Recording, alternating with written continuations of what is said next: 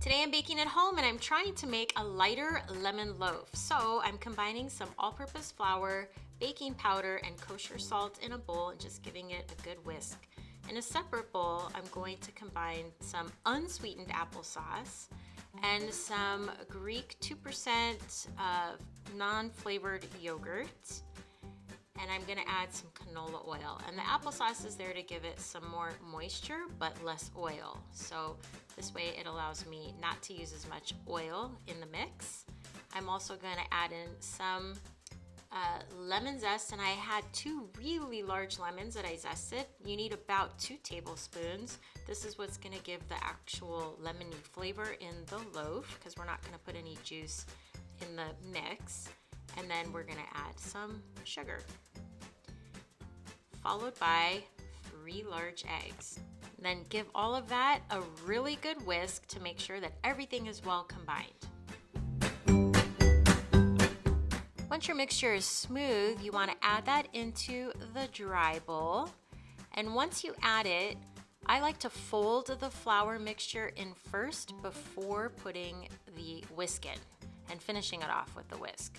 So that way I'm careful not to overmix, because I don't want to build up too much gluten, because then I'm going to end up with a very tough loaf.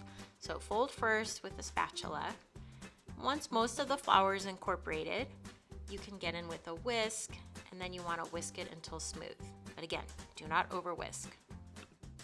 Preheat your oven to 350 degrees, and I am fitting a loaf pan with a piece of parchment paper that I have cut. And I'm also going to spray that with some coconut oil nonstick baking spray. The paper helps the loaf bottom to come out perfectly, and you just lift it, it's beautiful.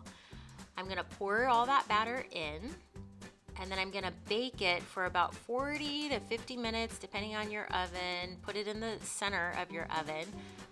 And you'll know it's done when you insert a toothpick in the middle and the crumbs, either dry crumbs stick to the toothpick or the toothpick comes out absolutely clean. I happen to use my small little countertop oven, and I got a little darker top than I wanted, but I didn't want to heat the whole house this day. And it worked just fine.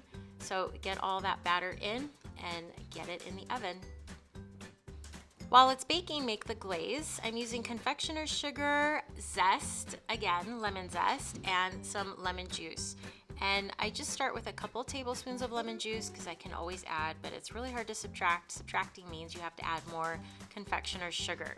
So 1 cup of confectioner's sugar, a couple teaspoons of lemon zest, and a couple tablespoons of lemon juice should produce a very delicious glaze. You can see the top of my bread got a little brown, but the inside was super moist and yummy. So once it's fully cooled, apply your glaze. You need to let the glaze set up for about 20 minutes before you start slicing into it.